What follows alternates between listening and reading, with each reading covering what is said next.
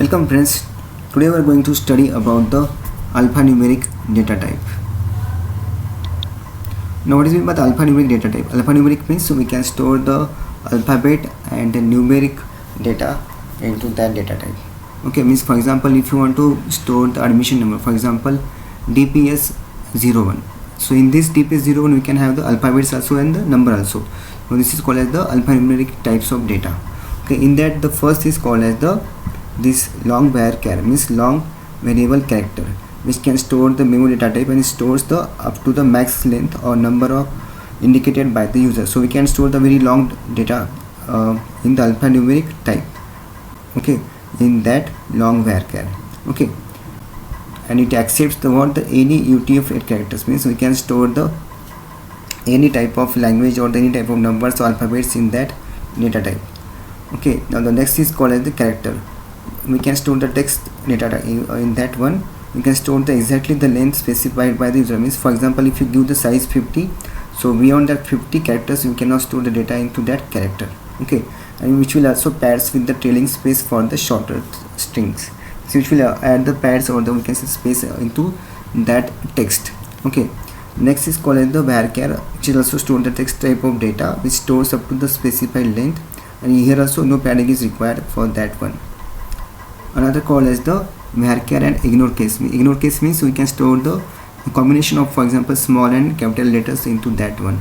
This is known as the varchar ignore case, which will also store the data in the form of the text and which stores the up to the specified length given by the user. For example, if you give 50, around that you can store the data into that data type. Okay, and the comparisons are not case sensitive but stores the capital as you type them. Means if you type in the small also, it will store the data in the capital letters. This is the meaning of that word, which varchar ignore case, means comparisons are not case sensitive but stores the capitals as you type the data. This is all about the alphanumeric type. Next is the binary types. Binary types means we can store the data in the zeros and one form. So binary data types are used for storing the data in the binary format. It is used for storing the photos, music files, etc. And in general, files of any format can be stored using the binary data type, means you can store any type of the file using the binary types. In that binary types, these are the different types. Okay, the first is called as the long var binary, means long variable binary, which can store the image, which will store the any array of bytes, for example image, sound, etc., and no validation requires. Okay, next is called the binary, which also store in the form of binary data type, which will store any array of bytes. Here also no validation required to store the data. Next is called the variable binary, which will store the data in the binary format, which also store any array of bytes and which also do not require the any validation to store the data. So binary types is nothing but what? 0 and 1, means we can store the data in the form of the 0 and 1, and we can use this data type to store the any type of data, or we can store the any format of the file into this data type. Now next is the data and time. So this is used for describing the data and time values for the field used in the table of a database. So these are the different types of data and time we can store in the database. First is the date, which can store the month, day and year information, for example like this, from 1192 to 11999. Okay, so next is the time, which stores the hour, minute and the second information. Okay, and next is the timestamp, which will store the date and time information. Okay, now next is the other data type, means we can store the other data type. So this data type is used to store the serialized Java in the objects. Serialized Java objects means we can store that programs or the data in the form of Java programs into database. Okay, serialized means we can see that it is converted into that zeros and ones to store the data, and when we require the data it is deserialized, means we can again come back to your original output. Okay, means for example you have seen the study the Java, you type the program and you see the output on the program. Okay, and we store that program into the computer. Similarly, we can store that data in the form of Java objects in the database. Okay, next is this now we consider a table, sales table. You see this table, observe this table. The first column is the order ID, okay, second is the customer name, then customer address, phone, sales date, and the product ID. Okay, now observe here 501, 502, 503, 504. Now again there are two columns or the two rows having the order ID same. Okay, then 40. How can I avoid this repetition? We'll see this in the next presentation on the next PPT. Now see here, customer name is Anil, Sachin, again Anil, again Vinit, again Anil. Now see, if the order ID is 501 and name is this one, customer address this, and again phone number this. Again, if the customer comes to your shop and purchase something, again you have to enter the order ID. Again the same name is coming, for example Anil, same name, address, same phone number. Okay, but only the date is different and the product ID different. So you only see this number or this 504, for example, customer name is Vinit, again address. Again if that customer comes here, see this name, same address and same. Means we have to every time when that customer comes, we have to add the same data. So what is the solution for this to avoid this repetition of the data in the database? Okay, let's see. So do you see the problem here? Every time you sell a product to Anil or any other customer, or you can say the client, you need to store the details again. Okay, so what is the solution? So the solution is to create the one table for the client details and another for the sales detail. So since each record has to be unique means there should be not repetition in the database. So we can insert a client ID field to uniquely identify each client in the client table. So how? I will show you a table. Now see this table. Which table? Client table. So in this client table, see now the client ID is given to every customer. For example, 101 to Anil, 102 to Sachin, and 103 for the Vinit, and 104 to the Sudhir, and the address and the phone. So in this way we can store, or we can create a new client table, and in which we can store the client ID, customer name, customer address, and the phone number.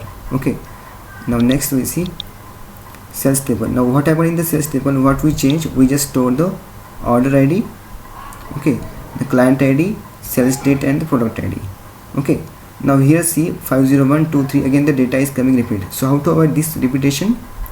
But now see the client ID 102, 101, 104. For example 101 is coming again and again, but we are not adding what? Phone number, address, and other details, because we are using the client ID, and the client ID is stored. For example 101, we have stored, what is the 101? See here, we come back to this client table. See, 101 is having this client ID which having name Anil, address, and phone number.